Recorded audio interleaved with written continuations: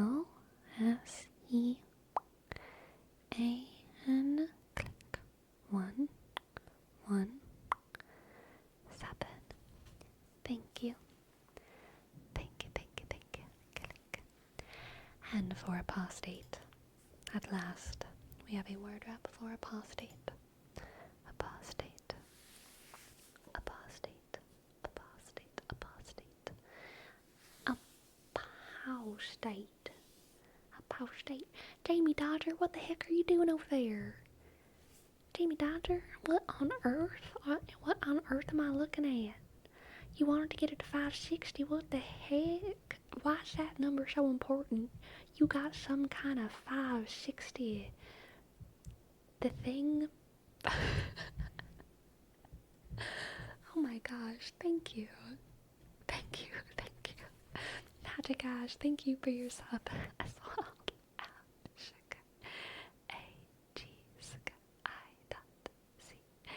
A click S click 54. Thank you.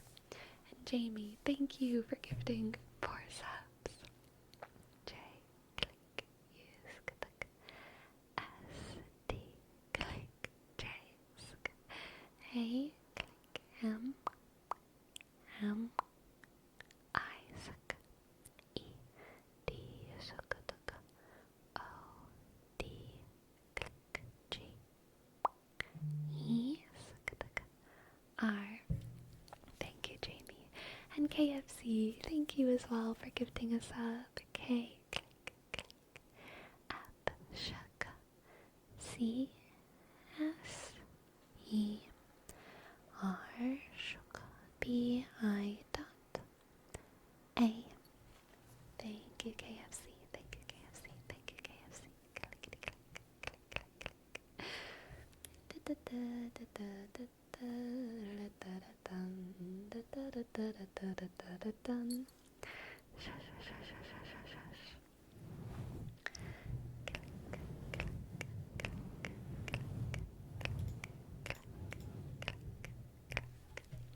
Alright, Bony Shark, thank you so much for your tip. I would love to give you a reading. Let's see. Bony Shark, Bony Shark, Bony Shark. Jingle bell. Jingle bell, jingle bell, jingle bell. Rock. Jingle and jingle, jingle and jingle. Jingle and jingle and bushels of fun. In the midnight air. It's not Christmas. I don't have that memorized.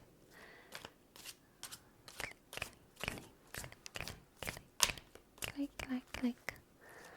Click, clack, click, clack, click, clack. Bony shark, bony shark. What do the cards have for the bony shark? We've gotten 3 of Wands, the High Priestess, and the 6 of Pence. The 3 of Wands, the High Priestess, the 6 of Pence for you. Bony shark, bony shark. This is a lovely reading. There is balance, there is peace, there are dreams, there is community. Bony shark. I think that this week,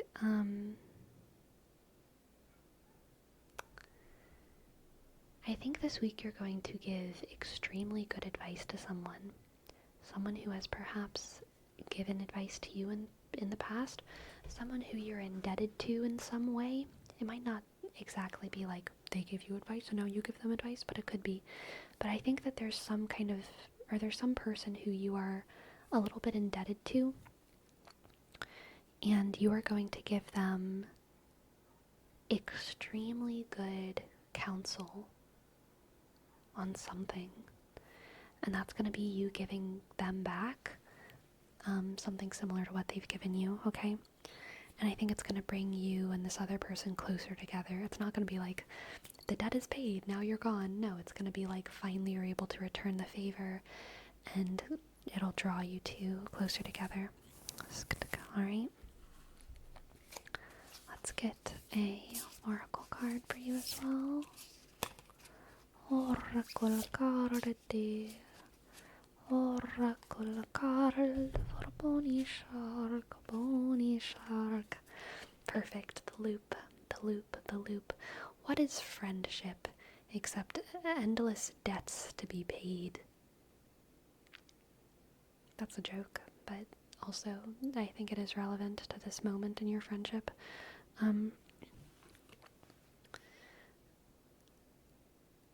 This is a karmic cycle with you and this person. They gave you something that helped to fix your life, and in this moment, this week or sometime soon, you're going to give them some kind of counsel, some kind of advice, some kind of wisdom from inside of your brain. That's the High Priestess. You're going to share something intuitive from within yourself to them, and it's going to really, really help them. It's going to massively benefit them, and it'll bring you closer together, okay? It'll bring you closer together. Thank you for letting me read for you. I hope that you enjoyed, and I hope that it resonated.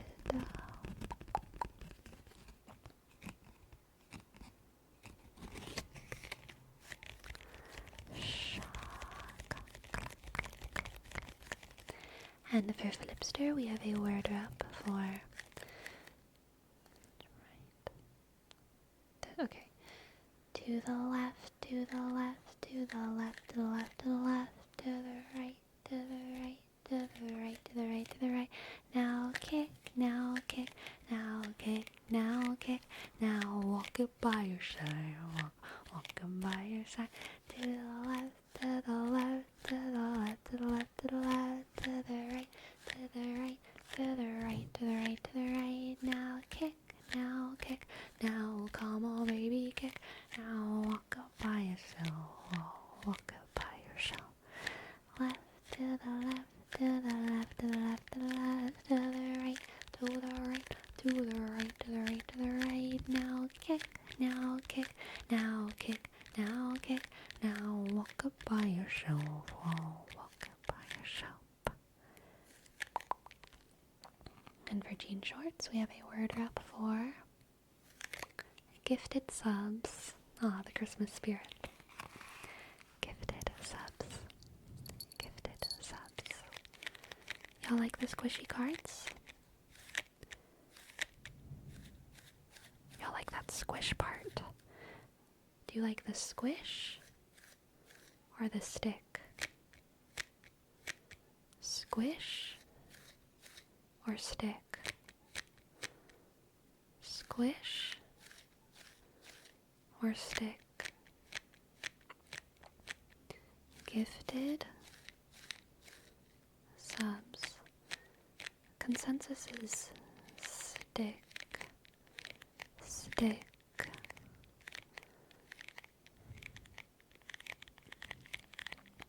Gifted subs.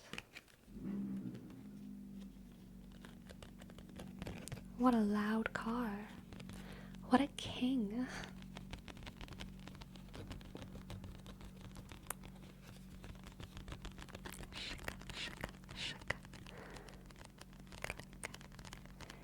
Sounds like she's hypnotizing us into gifting subs. Gifted subs. Just the click of a button. Just gifted subs. So easy to just click, click, click, click. Focus, click, click, click, click, click. Never mind, just joking, just sarcasm, just little silly. Don't worry, don't do.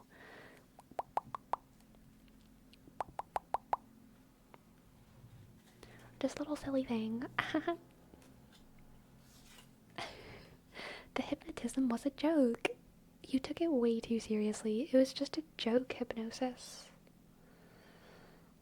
Oh my god. Destructicon. Thank you. Thank you for gifting us up to Shake. Click, click, click.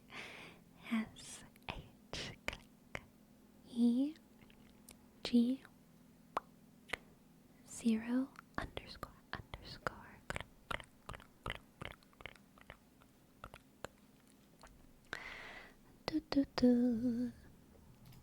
Do, do, do, do. Shake.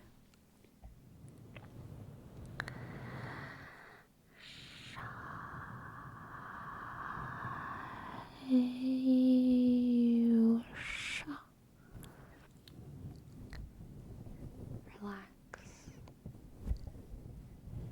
It was a joke. You're making way too big of a deal out of it. I'm gonna need you to calm down. Gonna need you to center yourself a little bit. I need you to recognize that I'm being the bigger person right here by even having this conversation with you, because you're being ridiculous, because it was a joke, and you should have known that. It was a joke. It's okay. Sometimes not all of us understand jokes, but I'm gonna need you to understand in the future that whenever I'm joking, and I don't need you to, gift subs, Destructicon. Thank you for gifting a sub to Inogami. Click, click, click. I dot. N, click. O, G, A, click. M, I, sk. Thank you, Inogami. Are you Gaslighty on every stream, or is it just a coincidence that I come in every time she goes Gaslighty? I honestly don't know. I'm not counting. Abusers never count how often they abuse. It's really the victims. So that's on y'all.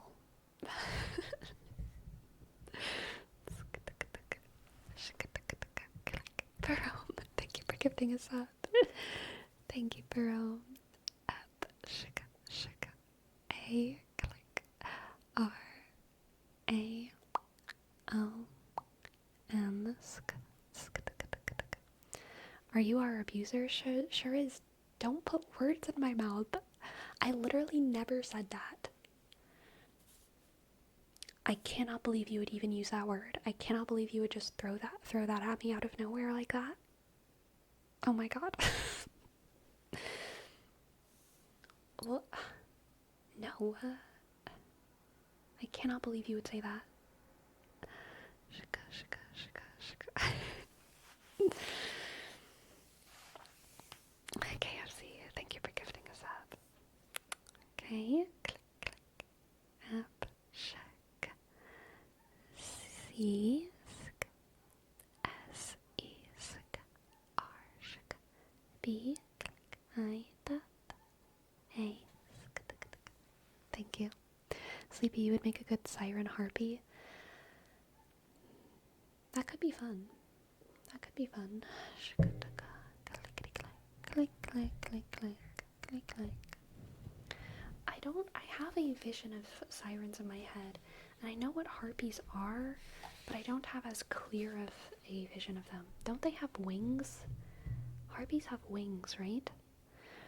They're like kind of birdie. Yeah, birdie. Are they any specific color, or are they just bird girls? Are they like, is it like always like crowish, corvidish? Harpies are bird girls, I think. I've never seen a boy harpy. I think we have some room for femboy harpies in our mythology, personally, but that's just me.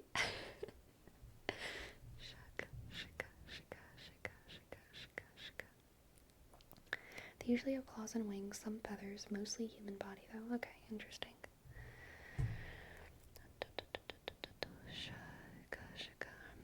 I'm not gonna do a song of the day for you for I'm sorry. You can't have special redeems. I did it once, but too much. For Caitlin Sleepy, we have Gaslight, Gatekeep, Girl Boss. Gaslight, Gatekeep, Girl Boss. Gaslight, Gatekeep, Girl Boss.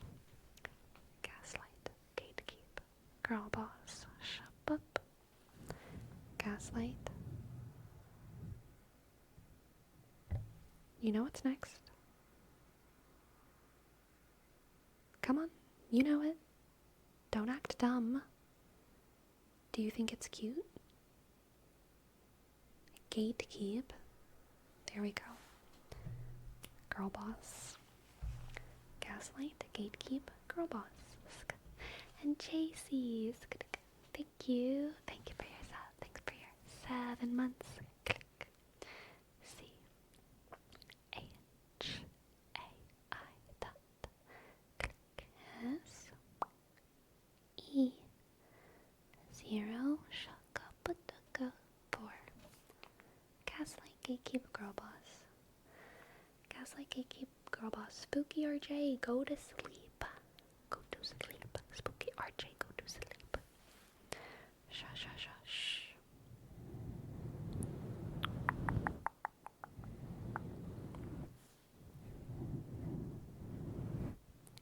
Spooky RJ. Spooky RJ. The tarot readings are just through Ko-fi, Octo. And for Neatrix, we have a word wrap for roar.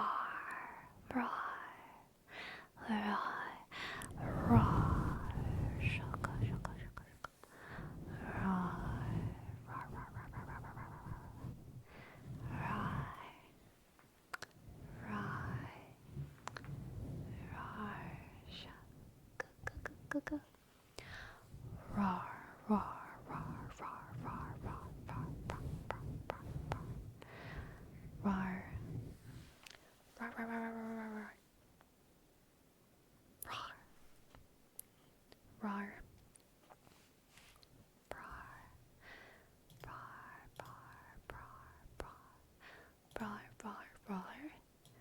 This is your second one. Your second one is smaller, so it's like rar. Rara.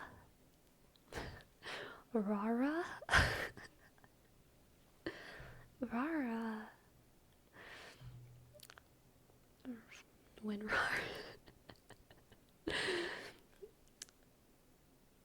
words of radiance? Rar.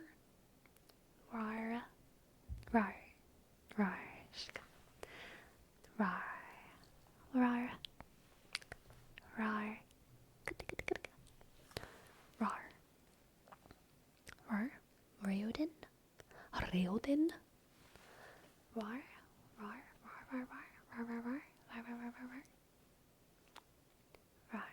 Shaka. Click clack. Inside you there are 2 R's, yes. There's rar. And then there's rar.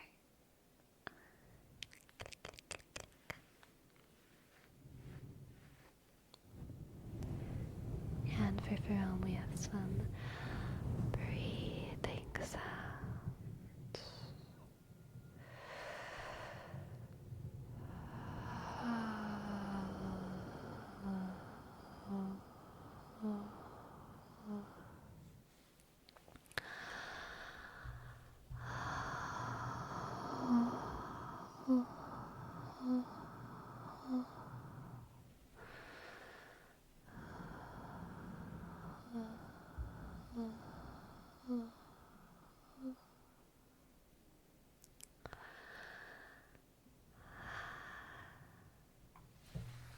Close your eyes and breathe with me. Breathe.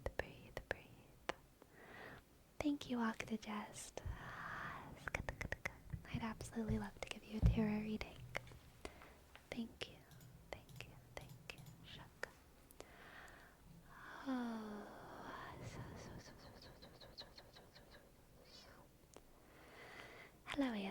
Archon Anaisk. Hello. Yum, yum, yum, yum, yum, yum. Alright. Octogest. Let's see what the cards have for you. Cards for Octogest. Octogest. Octogest. Octogest. Octogest. Octogest. We have the Page of Swords, the Four of Swords, Page of Swords, and the Four of Swords, and the Nine of Cups. Page of Swords, Four of Swords, and the Nine of Cups.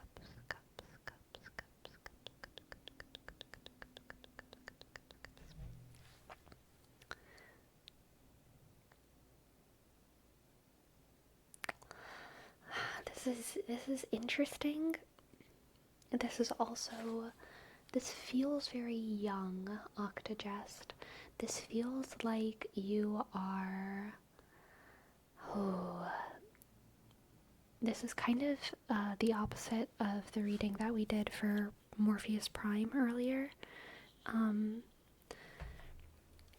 This feels like you are very, very eager to learn, very eager to become better at certain things, but you keep getting told it's not the time, and it's not happening. It is the time for you, but it's not the time for the universe and the world. And you kind of keep getting told to no, but in these like frustrating ways, because people aren't really telling you no, they're just telling you like, not yet. You have these other responsibilities. You have to do all these other things. This is the time for you to just like focus on other stuff. But the other stuff isn't stimulating enough for you. That's that Four of Swords. You're basically being told to do easy work, grunt work, work that's kind of passive, work that's a little bit relaxing. And it's not like it's a bad situation. You're very safe, you're very stable. You know that there's people around you who care about you and love you. You know that you're surrounded by love on all sides, but you're just not getting enough stimulation and fulfillment out of the world right now. And I think that's probably a pretty frustrating place for you, because you have this energy of like this young and eager learner, apprentice, but you're not able to act on that energy, okay? We also have the magus.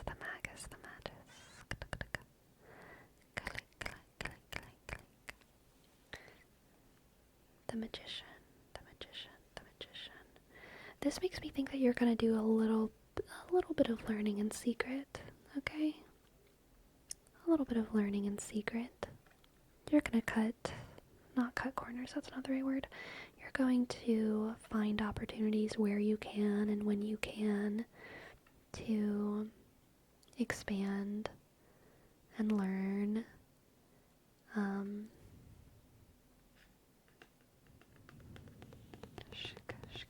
I think you're going to be using your free time extremely wisely, Octogest. And I think you have a natural proclivity and talent towards whatever it is that you're interested in.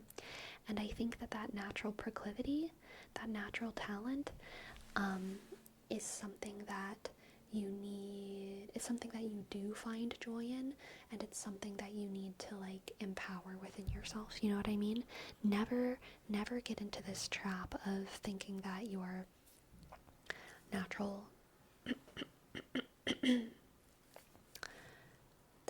talent is something that's bad, even though it's time for you to like flex it or anything yet. It's such a good thing. It's such a beautiful thing. It's such a special thing. So, for now, I think you have to prioritize keeping it special, okay? Prioritize keeping it special. Let's pull a clown card for you as well. Clown card. The dash. Yeah, you are so rearing to go in whatever this is, Octogest. The dash reminds me so much of this caterpillar. There's some kind of synchronicity there for sure, right? This.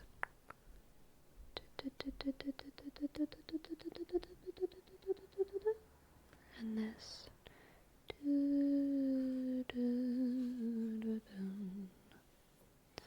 Big synchronicity here. I think you're so eager. I really just get such a sense of eagerness, enthusiasm, and passion from this. And interest, curiosity from this reading. I need to clear my throat just a sec.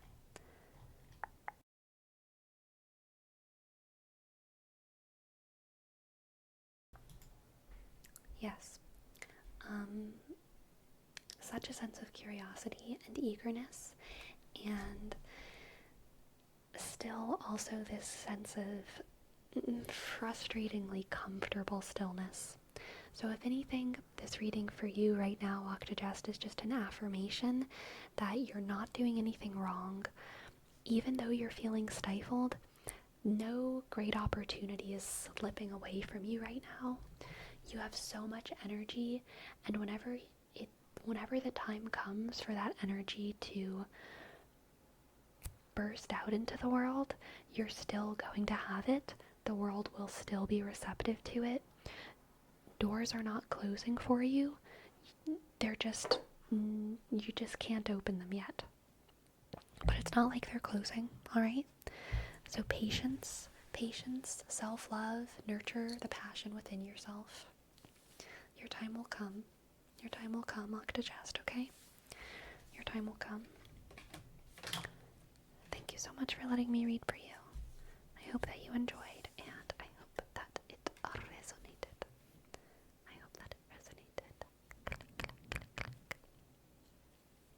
And for Jose, we have a word rep for ooh, ooh, ooh, ooh, shk, ooh, shk, ooh. Still need to clear my throat. Why is my throat misbehaving? Ooh, I think it stopped. I think I got it. Ooh, ooh, ooh, ooh, ooh, ooh, shk, ooh, ooh, ooh, ew, ew, woo, woo, ew, ew, woo, ew, shack. Doors are not closing for you. Yeah, that resonated for sure. Thank you. It was comforting to hear. Aw, I'm glad, Octogest. Thank you. I'm so glad. So glad it resonated. Thank you for your bits. Yeah, spooky. Ooh. Ooh. Ooh.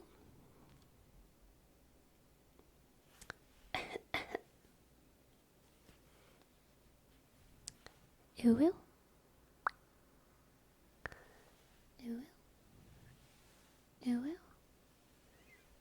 Ooh.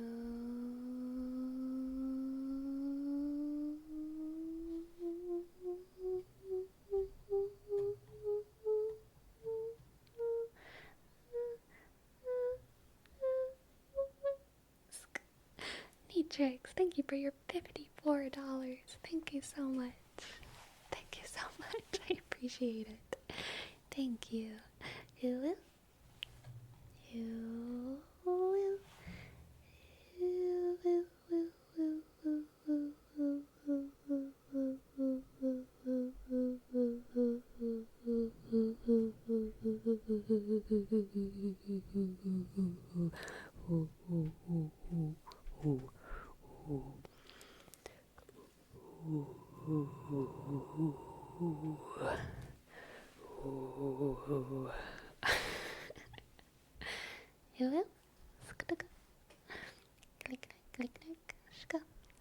How many ooh octaves can you go through? A couple. Sugar.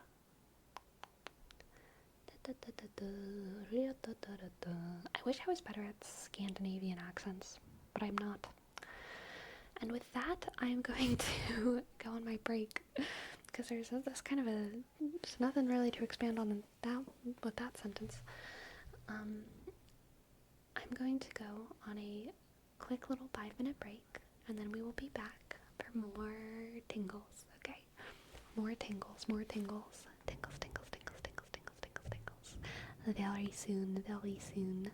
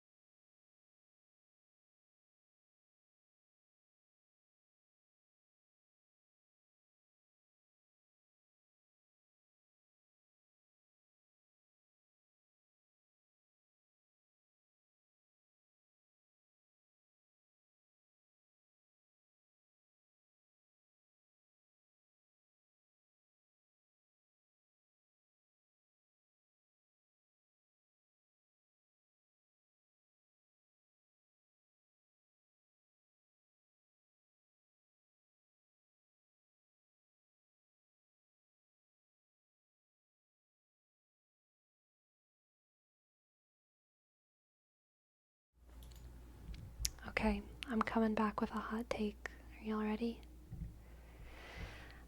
I really don't like I love you as a human. They say it in Love is Blind a lot. And I just saw it in like a TikTok. And so it like popped in my head. And it reminded me of how often they say it in Love is Blind.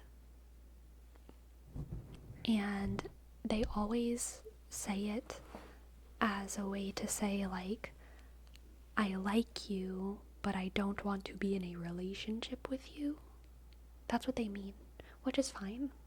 I am all for expressions existing, but I think it's like a very like messy expression, and it's like it hurts because the love is such a loaded word for so many people, and so it's like it feels like giving something to someone and then taking it away. I love you as a human. I love you as a human, not as my future husband, future wife. It's just like weird, and I don't like the phrase. I think people should stop saying it. I love you as a Homo sapien. Exactly. Sleepy, do you watch TikTok on your breaks? I actually don't, because I actually don't have TikTok. Someone else, one of my friends, runs my TikTok for me. I can't be bothered with that website. Every single time I talk about watching TikToks, what I actually mean is watching YouTube shorts. It just doesn't feel good to say. It doesn't roll off the tongue. So it's just a little white lie that I say multiple times a day, every day, that I watch TikToks. I'm actually watching YouTube shorts, but it just doesn't roll off the tongue. And I do sometimes watch YouTube shorts on my break, but it's never like the whole break. I usually like go get a sip of water, go to the bathroom, wash my hands, and then I come back. Sometimes I give a little stretch if I'm feeling stiff. It's usually like that last minute or so where I'm like, I don't just want to sit here and stare into space. Might as well watch a TikTok or two, and by that I mean a YouTube short.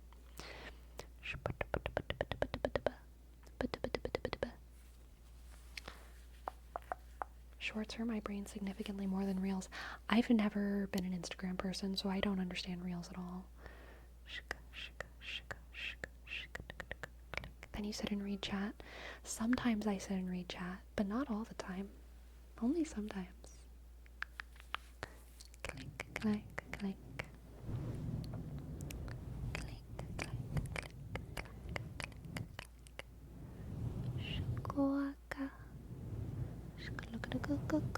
I ponder about this topic often. Celebrity use the word love to their fans as a way to say they appreciate them, but not literally love them, like the way they love their significant other or family.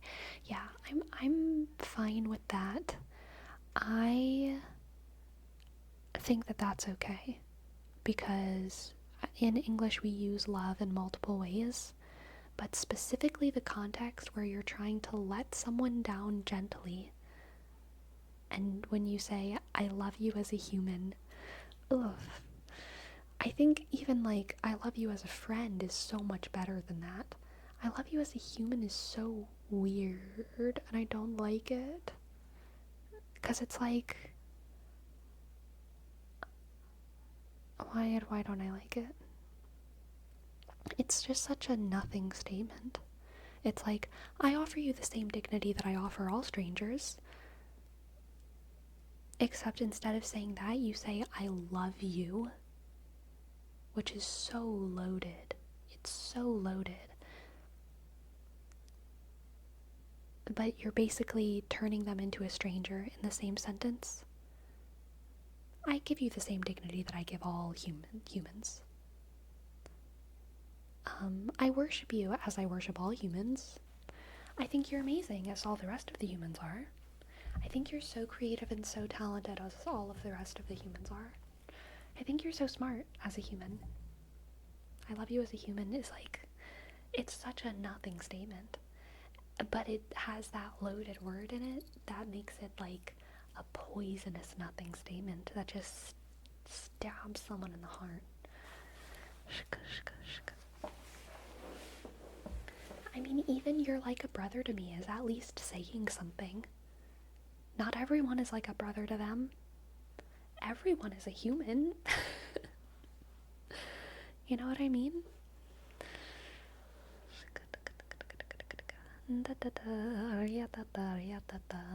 I think I love you as a friend is also bad. If you say it to someone you know who's into you because you're using love words as a weapon pretty much, would you rather say bluntly that hidden... I'm gonna need that last sentence to be rephrased, but I will... Oh, would you rather say bluntly than hidden in a compliment? Gotcha. I don't think I love you as a friend is a compliment. I think it's a rejection. I don't even think it's like failed as a compliment, depending on the context, I guess. I think I love you as a friend can be just a truthful, good statement. You know what I mean? You never say I love you as a friend to actual friends.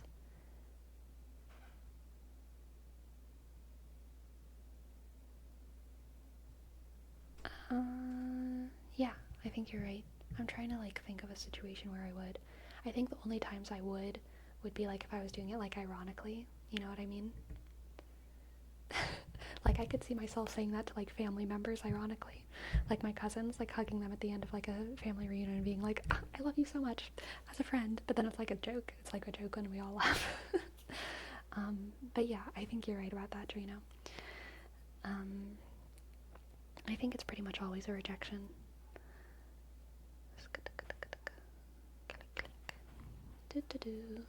But we definitely say I love you to friends, right? I mean, most of us do. Not everyone does. In the English language, we use love for like all kinds of things, and it's been a mess for as long as we've had it be that way. So like I'm fine with people saying that they love their friends, they love their families, they love their pets, they love their pizza, they love their schedules, they also love their significant others. That's like literally just unfortunately language as it currently is. But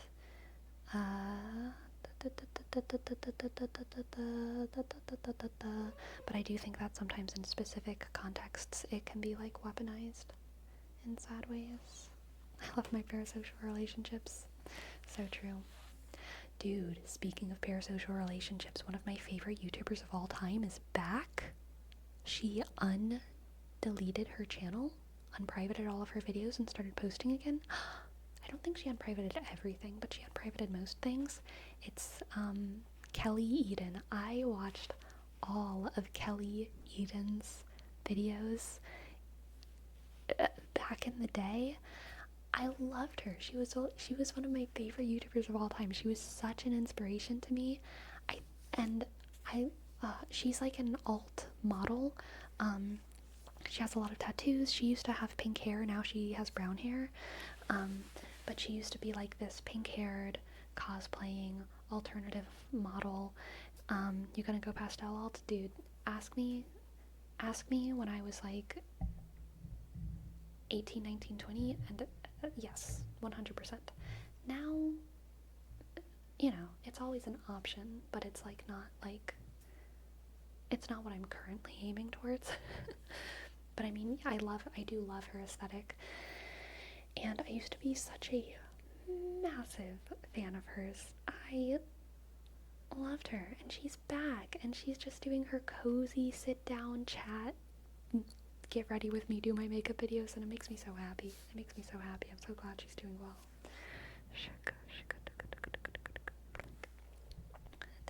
How would you define your current aesthetic? I wouldn't. I don't believe in such things. I'm just wearing what I like. I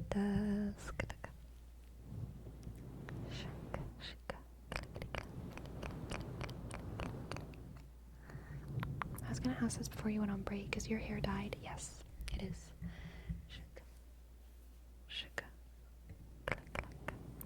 How would you define your current hair color, though? Red, currently.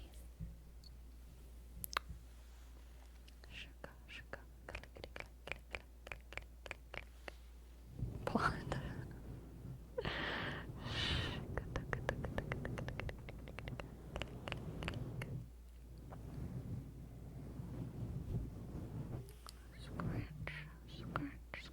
long was the YouTuber gone? I think so. I think about 4 years. Technically, I think it was 3 years, but the last year she was on YouTube, she wasn't as forward facing. She basically just did little skits with like dolls, and she like stopped doing all of her like vlog content at all. So I think it had been 4 years since she posted anything with her in it, and now she's back. And she still has her dog, and it makes me happy. She still has little Toshi. So sweet. Yeah, Crazy meowed. She said hi. The other day I discovered this really cool gaming video essay channel, only to discover the last upload was like 2 years ago. Interesting. And in the description, the girl running the channel said she was retiring from YouTube but left the videos up. Nice, nice, nice.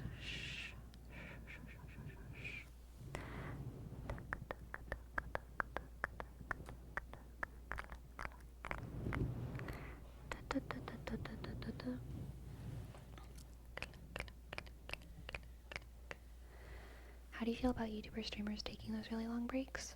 I took a really long break, multiple. You think it's possible to retain some of the audience, or they might as well try a rebrand and start fresh? I think it depends on the creator. It's totally. I don't think the same thing works for everyone.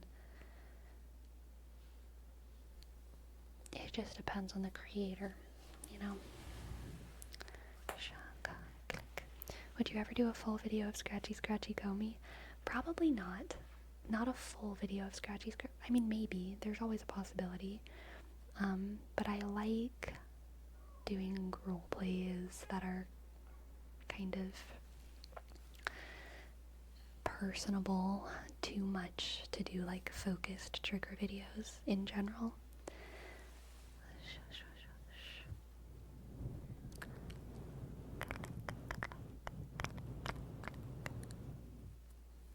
How big do you think was your retention upon coming back, or do you think most of us here from the new era? Twitch is different from YouTube. Twitch has a lot of old people here, which is honestly one of the reasons why I enjoy streaming so much. I feel it's so much of it's a much smaller and also more consistent community, and that's very fun and exciting for me. And then there's new era people too, but even like the new era people, I feel like it's more likely that they're going to be long-term people if they're coming through Twitch rather than YouTube. That said, on YouTube, so I've taken like two, I think, like significant breaks, 2 pretty long breaks. The first break, whenever I came back, I lost a lot of subscribers because people didn't remember who I was, and then they saw me and they were like, who the heck is she? And they like unsubscribed, you know? Or they just didn't like what I was making, so they unsubscribed. The second time that I came back, I lost some subscribers but then gained. I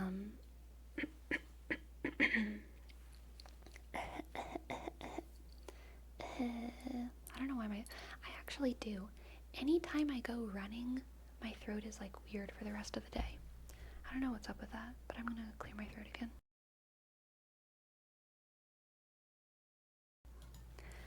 I feel like maybe I like breathe weird when I'm running or something.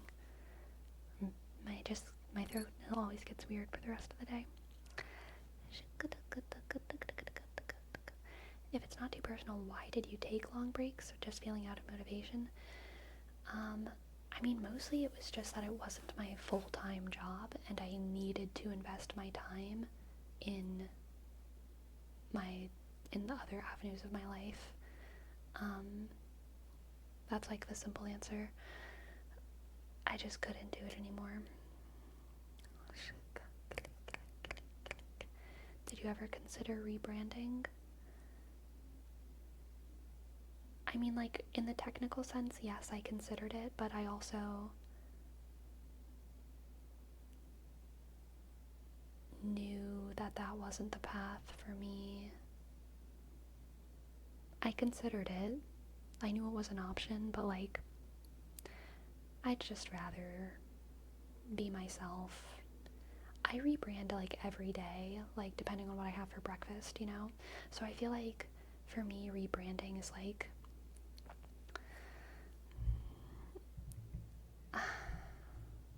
like, what does that even mean? I mean, I know what it means, but like, I'd just rather be myself, with everything that I have. But I mean, that's the name channel. Nah.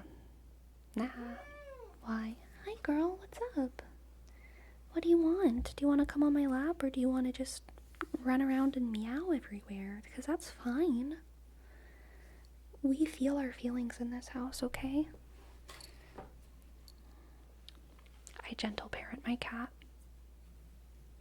I found you on YouTube right after you had come back from your second break and immediately got hooked, and I love your roleplay videos. Aw, thank you. That's sweet. Thank you.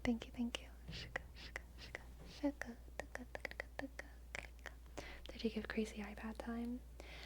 No, I did not. I triple dog dare you to speak in a normal voice for a second. If you want to hear me talk in my normal voice, I do it on Swoozy's streams sometimes. Hi. But I don't like talking in my like normal voice in ASMR streams because there are people who are sleeping, and any kind of like random inconsistent like blah can kind of wake people up, you know. Have you ever thought about changing your content like no ASMR? No, I love ASMR way too much. ASMR is like, it's what I love to do. I have definitely considered doing other things as well as ASMR. I still consider that. But like, I love ASMR too much. I really, really love ASMR too much. I know some people would think that it's obvious I don't love ASMR because I just yammer all throughout my streams. But to me, this is ASMR. And they can go away.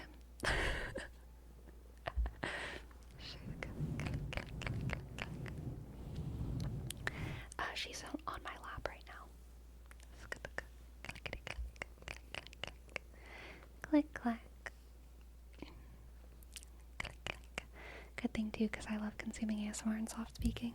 I know, I love soft speaking. Like, I mean, so even before I knew what ASMR was, I have just like a passion for making cozy spaces and for intimacy as art, okay? Oh gosh, I love immersive theater. One of the most, like, it's a desire that I've always had, but whenever I've been on the receiving end of it, it's always been the most validating thing, because it's a validation that the desire to create this sort of thing is something that is in other humans too, and I'm not just like a weirdo.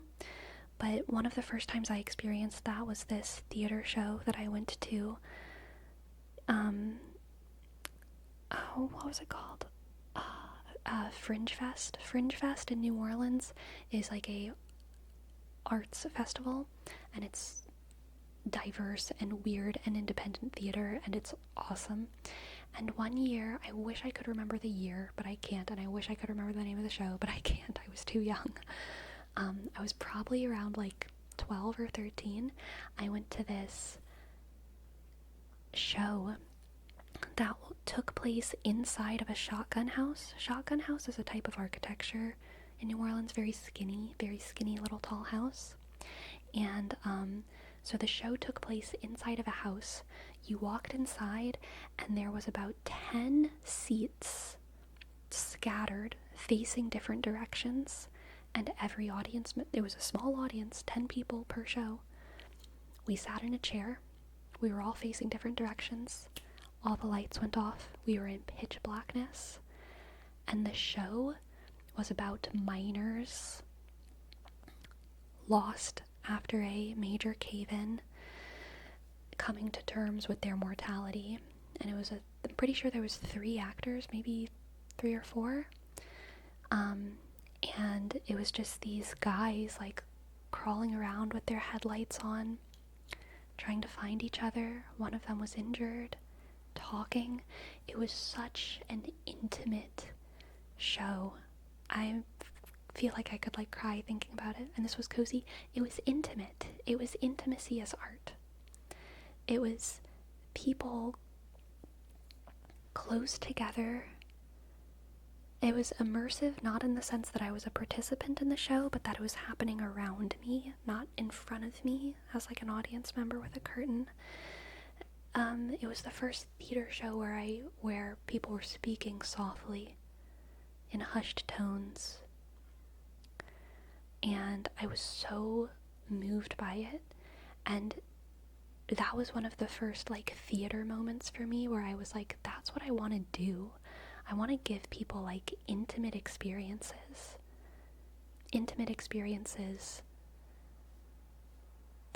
theatrically. And part of that is why I love participating in LARPs. So it's not just stuff that I like make on YouTube, and it's not just stuff that I create. It's also like my favorite thing to consume. I love LARPing. I love Dungeons and Dragons and other role-playing games. I love just any kind of like role play where we are both participant and audience, or where the lines between participant and audience are somehow blurred. And then I think ASMR is just like a really good avenue for that. I mean, I do like the idea of creating like intimate kind of like horror as well. That doesn't really fit into what ASMR is right now. If I made that, I would never call it ASMR, but that's definitely like the kind of genres that I'm interested in. Just any kind of theater where everything just feels close and soft and like impossible to ignore because it's right there and you're involved in it. Yeah, what a ramble. But anyway, I get to scratch that itch whenever I make ASMR because it's close, it's intimate, it's whispered directly into your ear. It takes its time, it's never in a rush. My roleplay is so many of my bits could theoretically be reduced to like a 1-minute TikTok, and they might end up funnier that way. Like, oh, it's just a concept. Haha, funny to imagine that. But like, taking my time with it and fleshing it out and making the absurd feel a little bit more like real is just so fun for me. It's so fun, and I would never want to stop doing that. Is there a name for that kind of theater? I mean, broadly it would just be called like immersive theater, but that's not like a formal term. It's kind of like a term that's thrown around to describe all of the things that I was talking about. Haunted houses would also be immersive theater. Some theme park events could be considered like immersive theater. There's a lot of ways that term is thrown around, but in general, I do like theater that is immersive.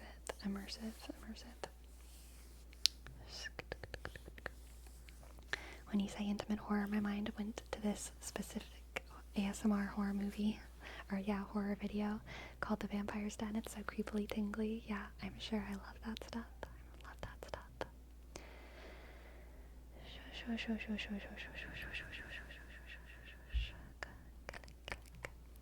I really enjoy the light slowly coming on from total darkness at Easter Vigil Mass.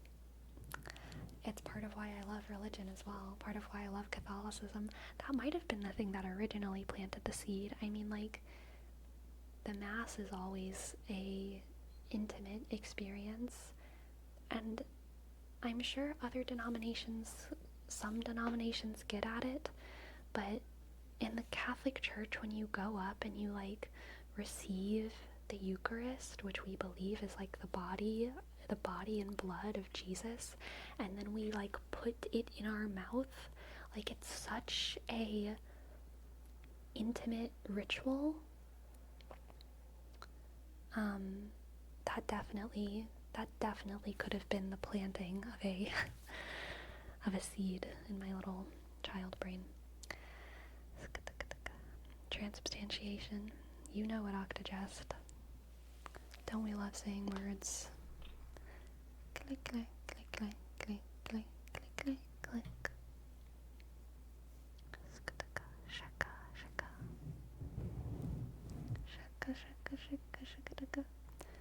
Agree, your shorts are a perfect example on how you can reduce the bid to a 1-minute bid and it can still hit, but it will never compare to experiencing the whole video. For example, the one in which you were taking care of the viewer all on the floor for 20 minutes later, we found out we were unplugged. Yeah, you need the time to build up the end, even if it's just for a funny bit. Yeah, I think so too.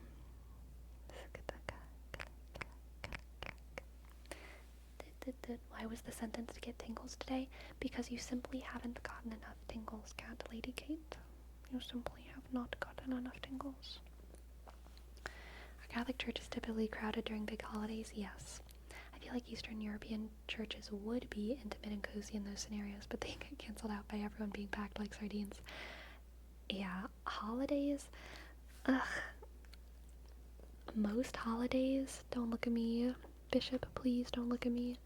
Most holidays are kind of like my least favorite church days. I'm a big fan of like Tuesday 5 a.m. masses.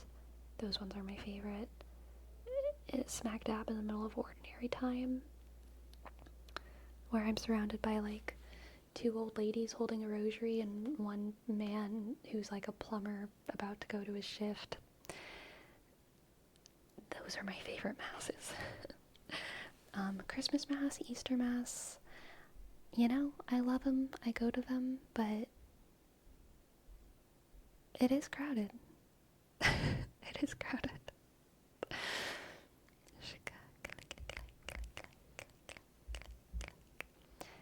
Click, click. Going on Easter honestly sucks. You hit up a Filipino Mass at like 5 a.m. on a Wednesday and that's the shit. It really is, Miss Talo. It really is.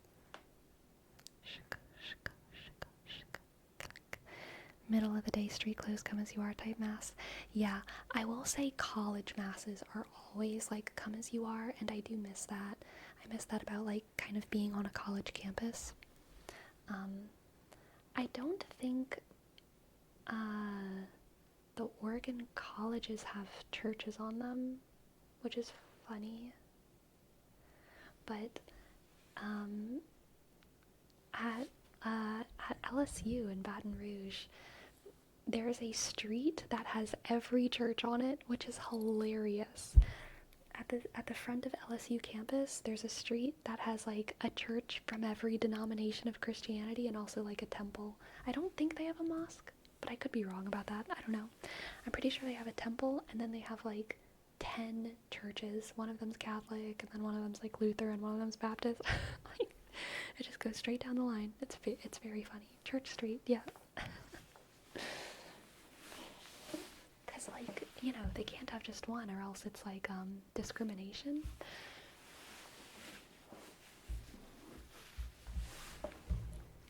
They gotta get a Buddhist temple in that bad boy. They did have some kind of like New Agey, Buddhist-ish like building, but I don't think it was like Buddhist. I think it was like, it wasn't Christian. It was like New Agey, like, you know, life energy stuff. Heavily inspired by Eastern religions, but of course adhering to none of them because they're too grounded. And the last thing we would want is a grounded religion. Mirtuo, thank you for your prime. Thank you so very much. Thank you, thank you, thank you. Click I dot R-T click U. Oh, shuck. Thank you. Mirtuo, Mirtuo,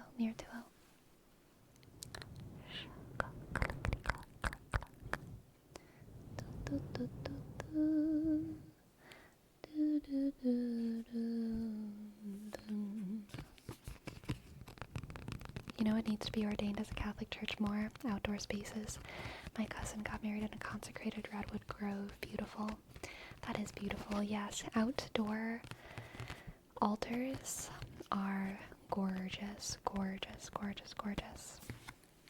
In Portland, there's a place called the Grotto, and it's dedicated to Our Lady of I'm blinking right now. Saint Bernadette's Lady, Our Lady of Lourdes, right? Our Lady of Lourdes, Saint Bernadette. And it's just this like gorgeous outdoor garden, and it's also consecrated or ordained. And so they have really, really beautiful masses there.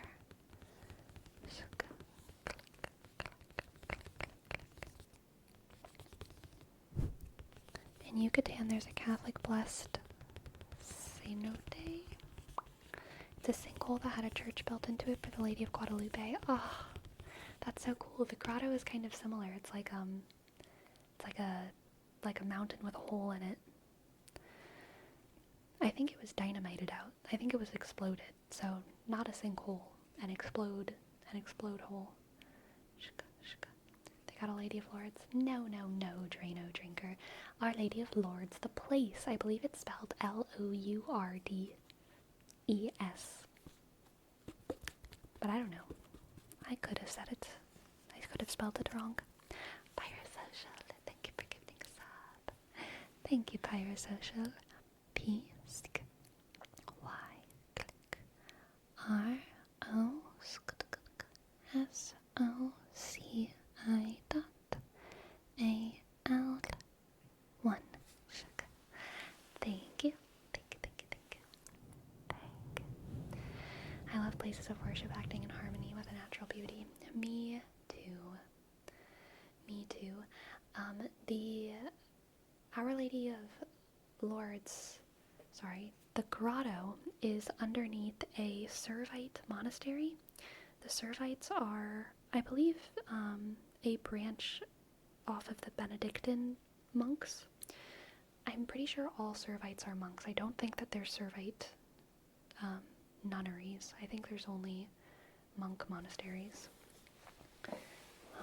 And they're fully cloistered, so you never see them, but they take care of the gardens at the top, and the garden at the top is dedicated to Our Lady of Sorrows, because the Servite order is dedicated to Our Lady of Sorrows, and they invented the Rosary of the Seven Sorrows, which is like a super cool, good rosary. It's spelled Servites with an S. Servites. And whenever I started playing Warhammer 40k Darktide, and I saw the servitors, all I could think about was the poor Servite monks, which was like a whole new dynamic going on, because that game is already, like, the Warhammer 40k universe already has so much, like, kind of Catholic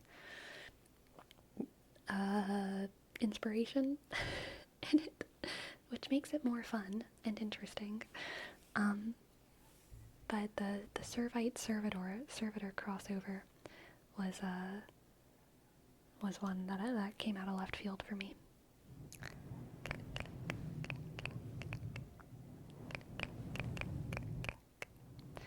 Sleepy, do you prefer having larger or smaller streams? Like, if you could make it so 1K people were watching and the chat was faster, would you?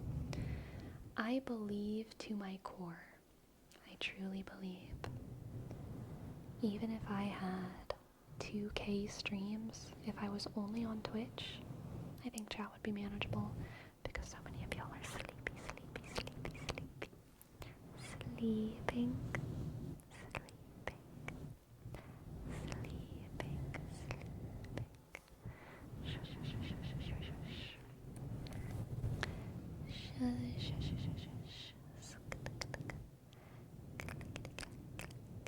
Click, click, click, click, click, click, click.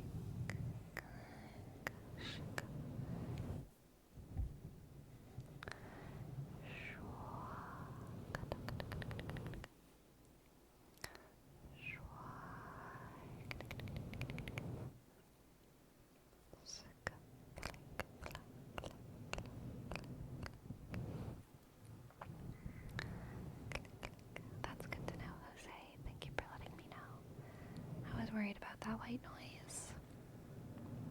Shuck. I agree with that.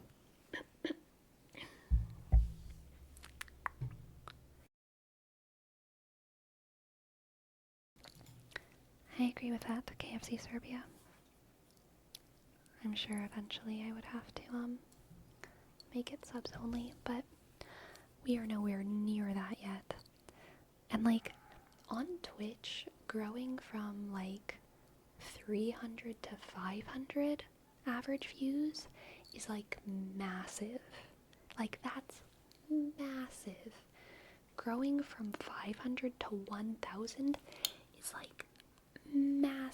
That kind of growth takes like years. It sounds like a small number because we're used to like view counts on like YouTube and stuff, but Twitch is a very different ecosystem.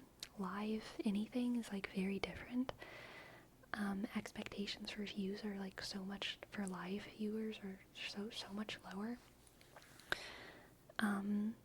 So like, I don't know, I feel like it's incredibly unlikely that I have to worry about growing to a point where it's unmanageable.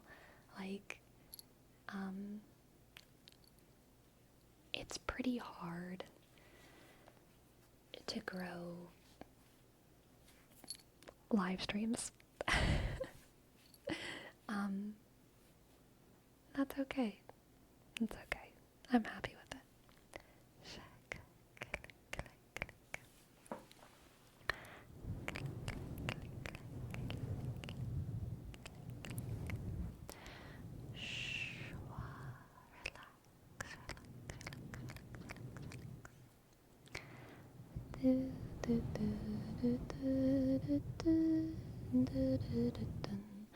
I think I like Twitch streams because it feels like you're having a mini conversation with people you think are neat. Gotta feel the parasocial gremlin in my brain.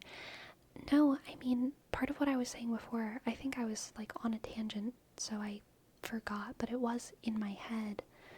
Talking about like intimacy as art, part of what I like enjoy doing with streaming as well is like creating that like it's the back of the band bus vibe, or like it's the end of the sleepover vibe, where you're just talking and it's quiet and intimate and interesting because you're like young and curious and open with your friends and okay with exploring like ridiculous ideas because you're kind of bored and it's the end of the sleepover and you're in the back of the band bus or you're sitting under the bleachers, you know? Those like intimate moments that are fun.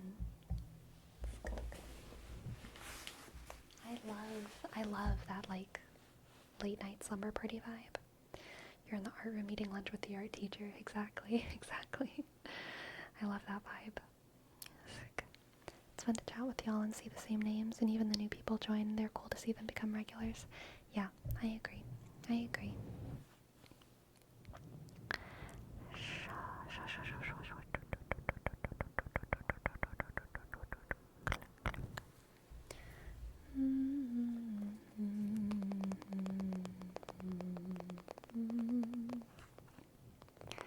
glad you're enjoying the stream. Cheese great. Welcome to the chat.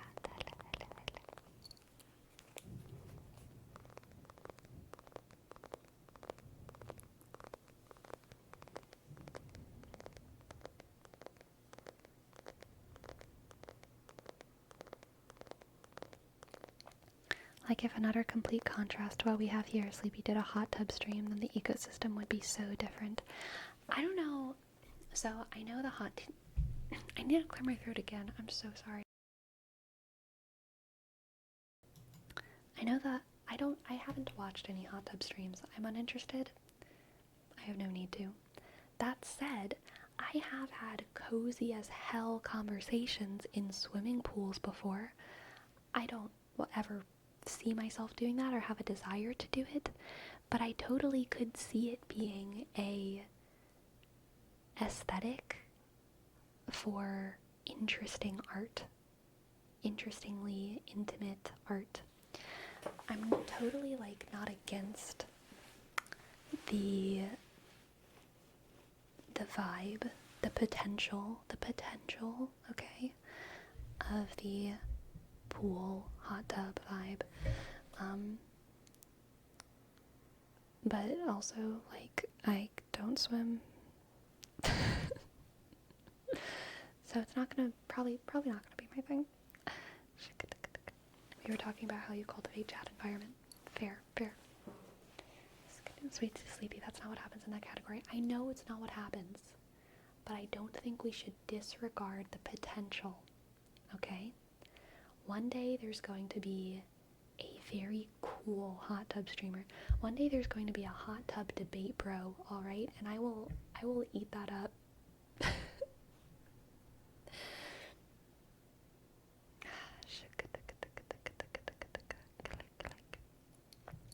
Swimming pool talks with friends as a nude. It is.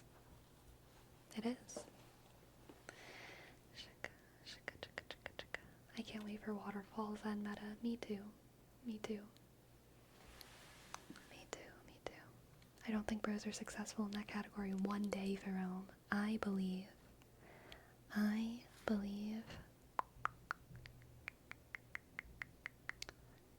Shirtless man in a pool lectures you about Slavoj Žižek. Yes.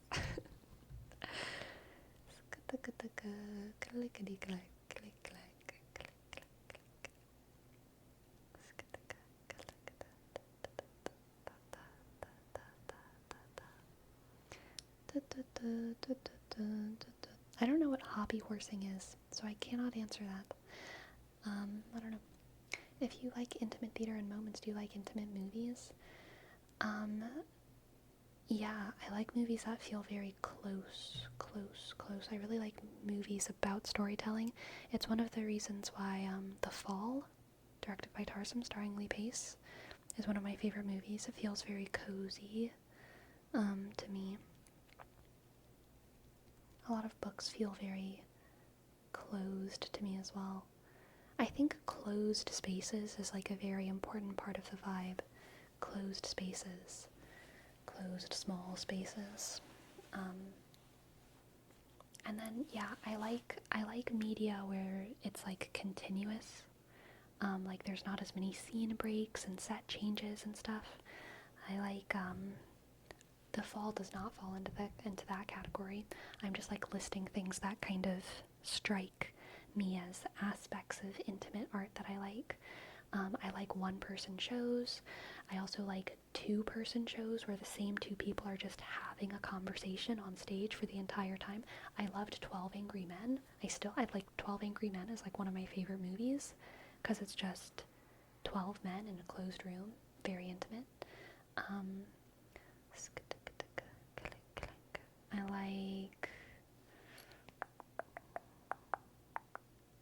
I'm kind of blanking right now.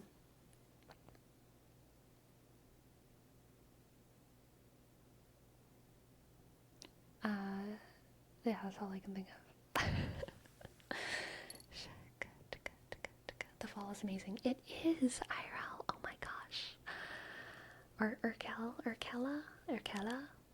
No one knows about The Fall.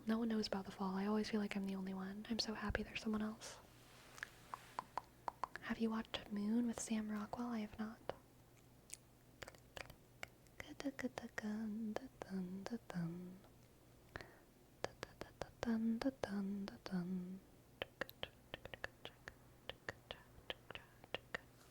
You've talked about The Fall before, yeah, because it's like one of my favorite movies. Have you seen Hamilton, the musical? Yes.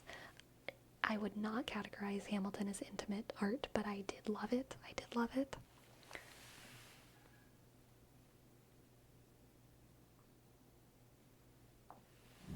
Let's brighten ourselves up a little bit. Why do you write like you're running out of time?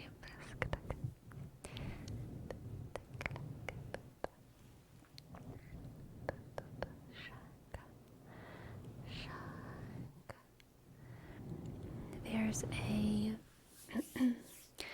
Russian symbolist.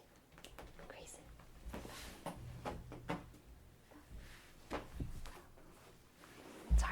gonna stop her from scratching the carpet.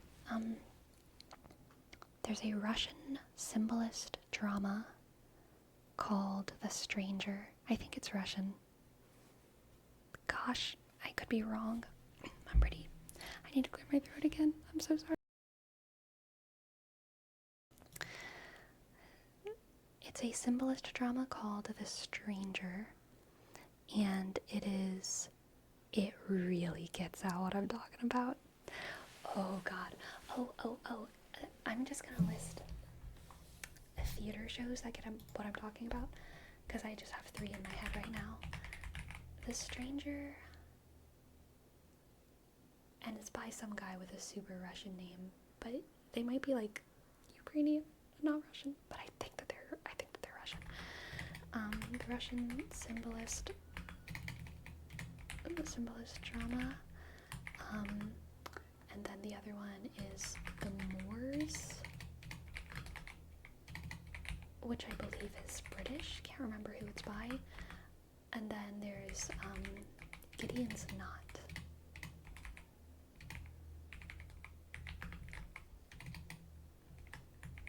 Not contemporary American.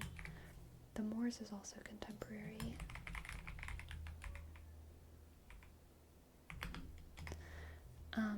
These shows are all very intimate and interesting.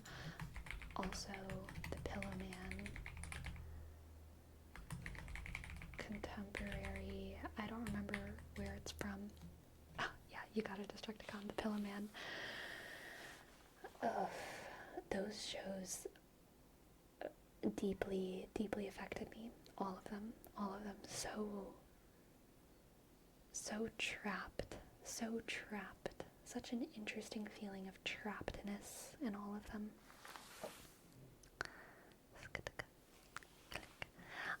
Ace is Ace. It is slightly purposeful. I bought this keyboard for ASMRing, so it is my ASMR keyboard. I don't have another keyboard, but I did get it specifically for ASMR. Listen to this.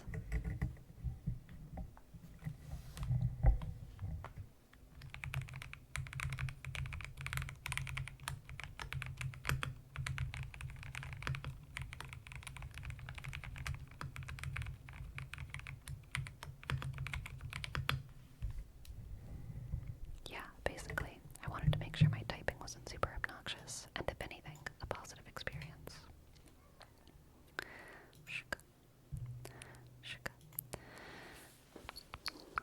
I have not seen The Ghost Sonata, or heard.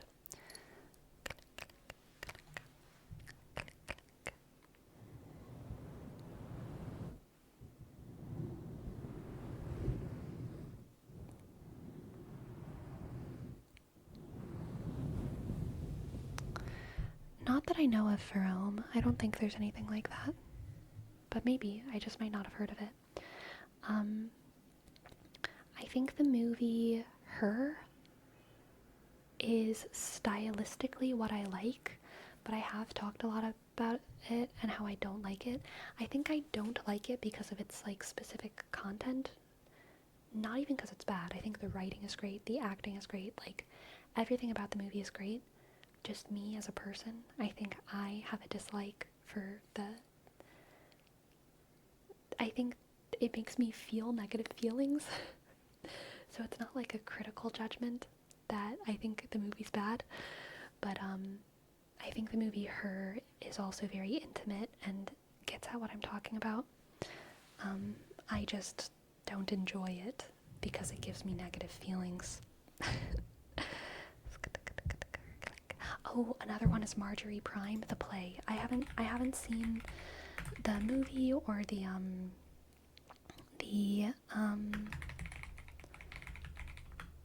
Black Mirror episode, so I can't vouch for those, but it was originally a play.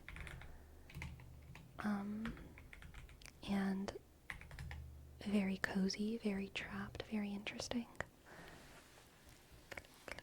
Click, clack.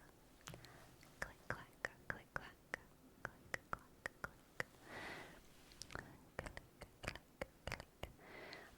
watched Eternal Sunshine?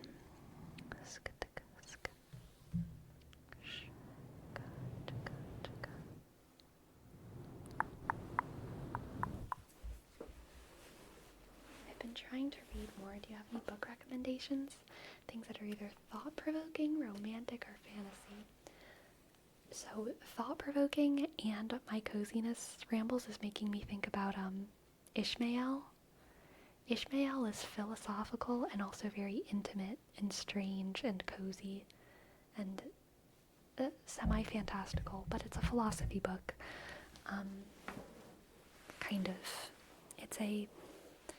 It's explaining the philosophical ideology of Daniel Quinn. But he does it in like this strange story of like a man who wants to find a mentor of like all things in life, and so finds a wise talking gorilla who explains all of life to him.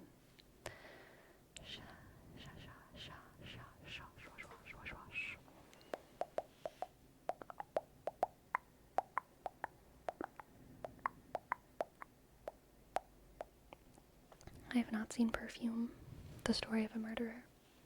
I have not.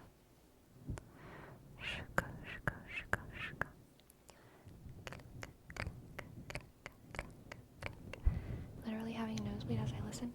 You know, there was like a week when I was in 7th grade when I was having insane nosebleeds. Like blood like pouring out of my brain, like dripping everywhere, like out of nowhere. I would be like taking a test. I remember it happening almost every day for like a week.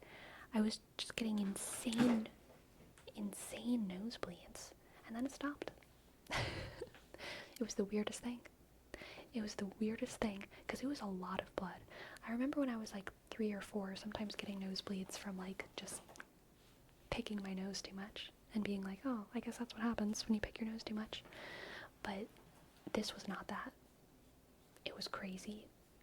It was crazy. The worst time was when I was taking a test. It was a religion test. I think it was my final exam, and I really didn't want to interrupt my own test, and so I was just like sitting at my desk and I was taking it, and I could feel it coming on. Like I could feel the blood start to like drip down my head, and so I like put my hand right here and I kept taking the test, and I just kept holding it, and slowly the blood started like dripping out of my hand like onto the paper, and I was like holding it with like 2 hands, and I like raised my hand with my elbow. And I was like, can I please go to the bathroom? My nose is bleeding. And we weren't technically allowed to leave for any reason during our exams. But the teacher let me leave, thank God, and come back and finish my test. Are nosebleeds stress related? I actually have no idea. It's an unsolved mystery, but it stopped as soon as it started. I don't think I've actually ever had a nosebleed since then, so maybe it was just a demon exercising itself out of me.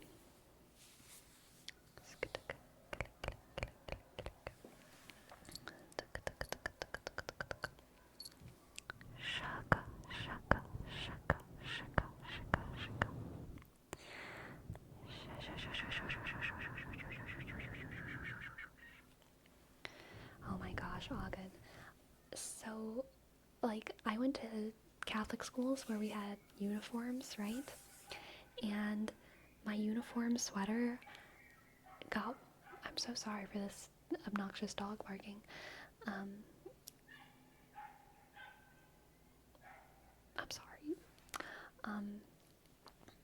My uniform sweater was washed much less than my, like, shirts and my skirt and all that, right? Because shirts and skirt... Well, shirts you wash every day. Skirt maybe a little bit less, but the sweaters would get washed, like, maybe once a month. And, I mean, I remember, like, looking down at my sweater sleeves and seeing, like, weeks upon weeks of just like dried snot on my sleeves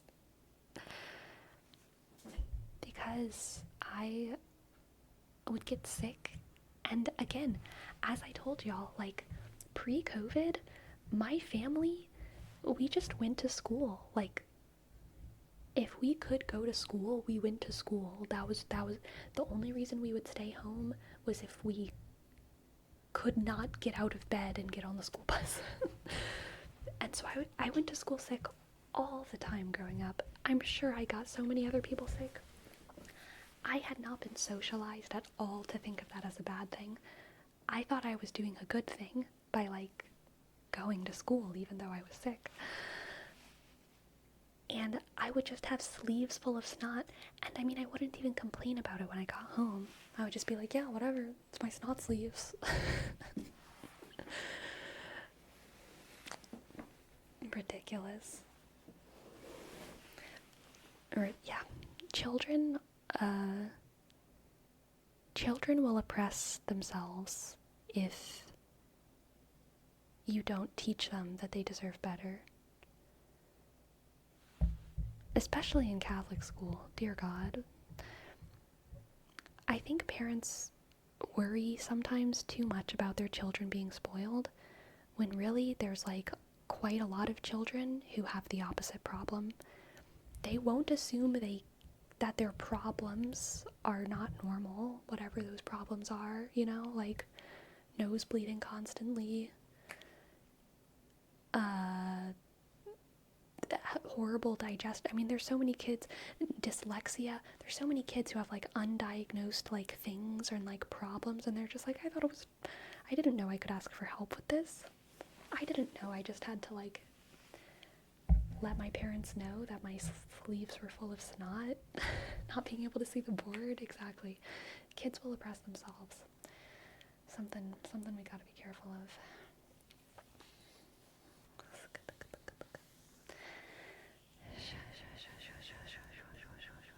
My grandpa made me carry a handkerchief since I was really young, so I always use that for the snot.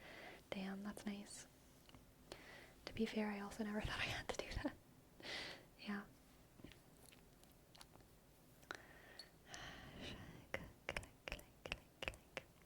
Or those of us who did ask help were told we were fine. It sucks. Being a kid sucks. Like, I'm so glad I'm an adult. I can't talk anymore. I'm so glad I'm an adult. Being a kid is like terrifying and isolating, and you never have the vocabulary to try and explain your problems. It sucks.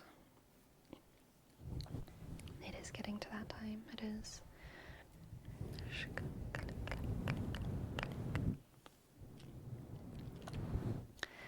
Being an adult does suck. It has different suckings.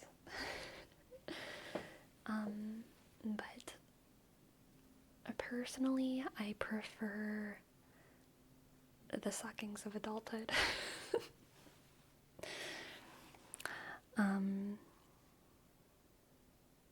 Yeah.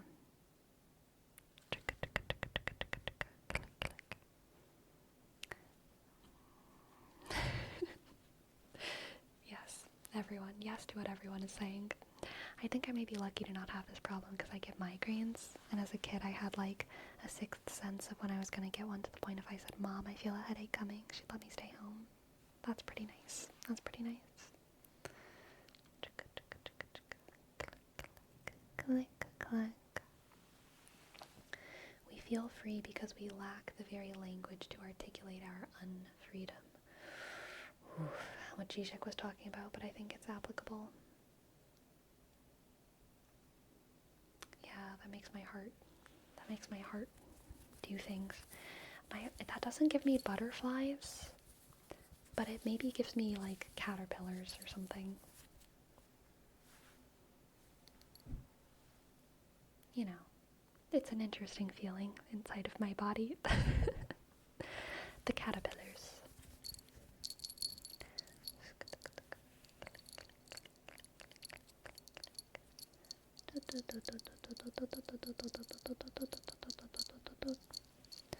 Click, click, click,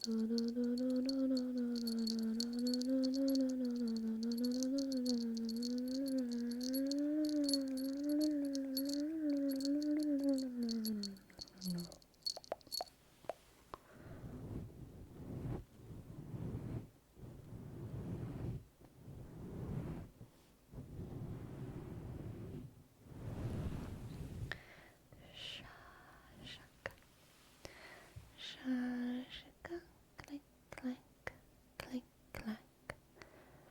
click, click. Yeah, I never thought of my parents as, like, strict. Like,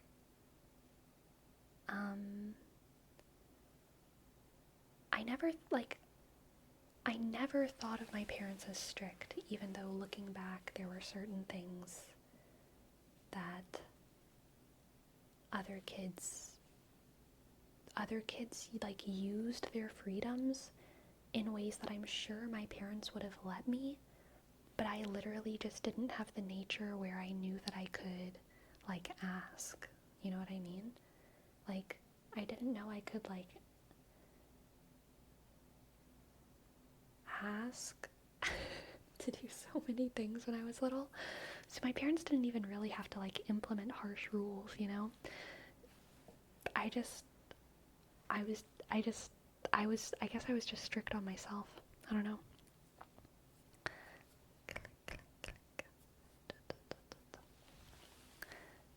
Your parents lucked out. I wouldn't say that. Because, you know, eventually we hit a wall whenever we as children oppress ourselves.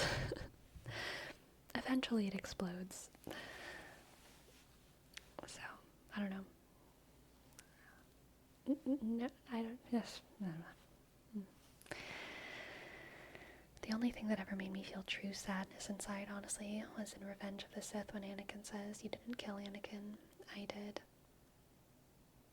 Meaning that Obi-Wan didn't turn Anakin evil. Anakin lost everything, and he's saying all his decisions basically tore him down mentally and killed him mentally. What a vibe.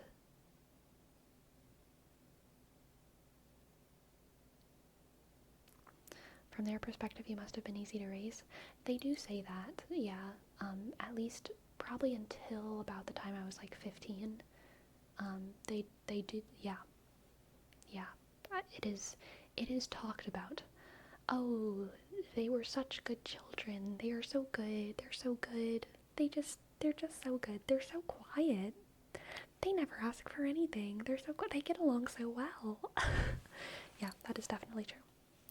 That is definitely true.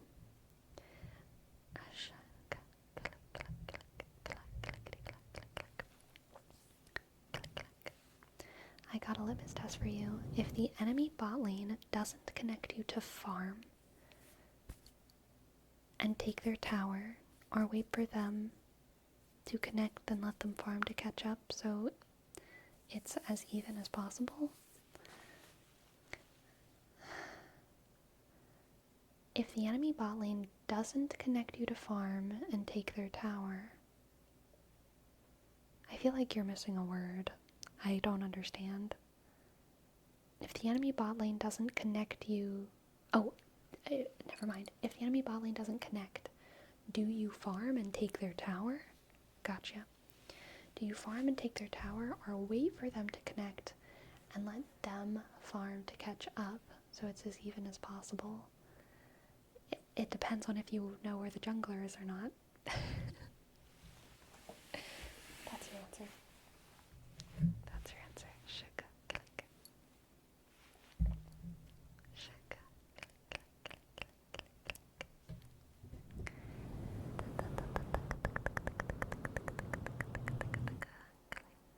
Yes, my friends, it is time to name the stream. What are we naming the stream? What have we talked about today? I don't remember. It doesn't matter whose gold goes to, but losing is sacrilege. It is. Do not lose Distractocon. You must not lose. If you lose, we will all laugh. Poor fool, he makes me laugh. Ha ha ha ha.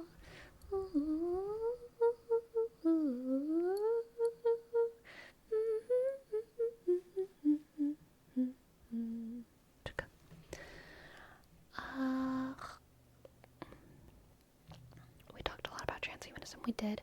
Transhumanism.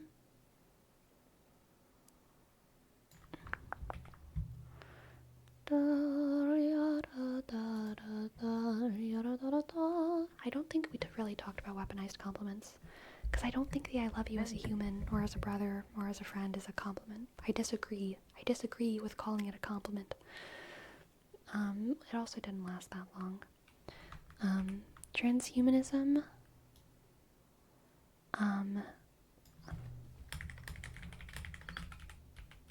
Love misuse. Intimate theater.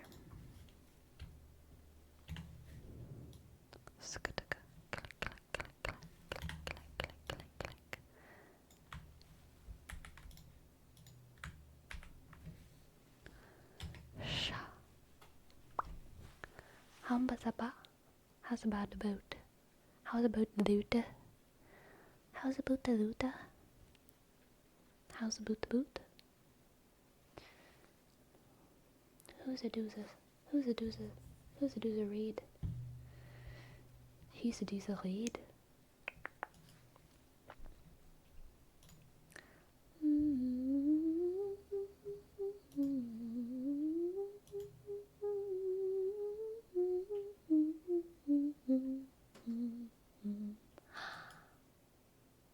Night Shifter ASMR is on.